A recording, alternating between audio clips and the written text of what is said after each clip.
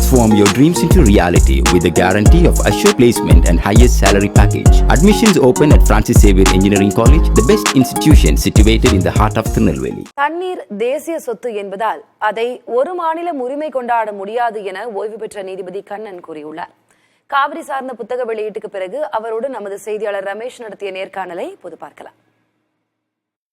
2018 உச்சநீதிமன்ற தீர்ப்புக்கு பிறகு அத்தாரிட்டி அமைக்கப்பட்ட விஷயங்களை எப்படி இம்ப்ளிமெண்ட் பண்ணுன்ற மாதிரியான எளிமையான விஷயங்கள் இந்த புத்தகத்தில் இருப்பதா சொன்னீங்க. வேற என்னெல்லாம் இதில் இருக்கு சார்?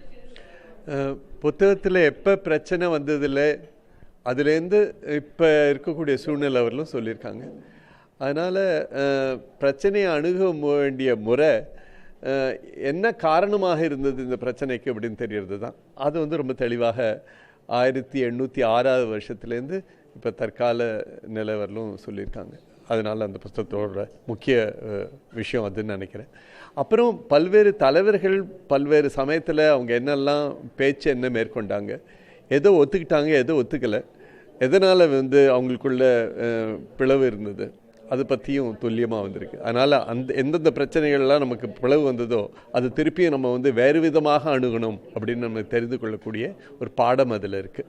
ஸோ அதுவும் ரொம்ப முக்கியமாக இருக்குது. நீதிமன்றங்கள் எத்தனை சமயத்தில் அவங்க நீதிமன்றங்கள் அவங்க தீர்ப்பில் எப்பெல்லாம் கர்நாடகம் அதை நாங்கள் அமல்படுத்த மாட்டோம் அப்படின்னு சொன்னோமோ அதுக்கு எப்படி கடுமையாக திருப்பியும் நீதிமன்றம் சொல்லி அதை கர்நாடகத்தை மாநிலத்தை எப்படி செயல்படுத்த வச்சாங்க அப்படின்றதும் அதில் உதாரணங்கள் வந்திருக்கு.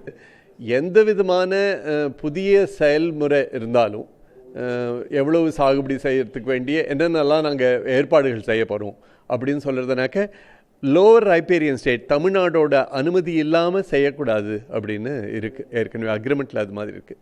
இப்போ இருக்கக்கூடிய தீர்ப்பில் என்ன சொல்லியிருக்காங்க, இப்போ உலக அனைத்துலேயும் வரக்கூடிய ஒரு பிரின்சிபல் ஒன்று இருக்குது, ஈக்குவபிள் டிஸ்ட்ரிபியூஷன். தண்ணின்றது எந்த ஒரு மாநிலத்துக்கும் பாத்தியம் கிடையாது. இது இஸ் அ நேஷ்னல் அசெட். இது தேசிய அளவில் தண்ணி எல்லாருக்கும் பொதுவான விஷயம். அது சரியான முறையில் பங்கீடு செய்யப்பட வேண்டும். இதுதான் அடிப்படையாக 2018 இருக்கக்கூடிய தீர்ப்பு சொல்லியிருக்காங்க.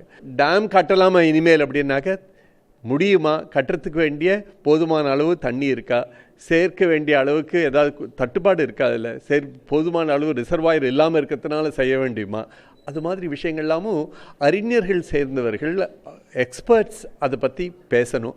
அவங்க பிரகாரம் நம்ம செயல்படணும். Transform your dreams into reality with the guarantee of assured placement and highest salary package. Admissions open at Francis Xavier Engineering College, the best institution situated in the heart of Tirunelveli.